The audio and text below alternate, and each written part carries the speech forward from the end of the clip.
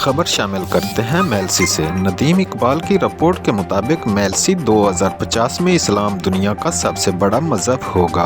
मस्जिद जामिया फैज़ रसूल में माहाना दर्स कुरान के दौरान मौलाना मुफ्ती मोहम्मद शौकत सियालवी का खिताब। मेलसी, दुनिया भर में इस्लाम तेज़ी से फैल रहा है। हम हजूर अकरम सल्लल्लाहु अलैहि वसल्लम के अस्वा हसना पर अमल पैरा होकर सच्चे मुसलमान बन सकते हैं। ये बात मुफ्ती मोहम्मद शौकत सियालवी ने जामिया मस्जिद फैज़ रसूल में माहाना दर्स कुरान के दौरान की। उन्होंने कहा, इस्लाम हमेशा प्यार, मोहब्बत और अखुवत से फैला है। कुरान पाक एक मुकम्मल ज़ाब्ता हयात है। हम अमल करके ज़िंदगी में राहत और आखिरत में निजात हासिल कर सकते हैं।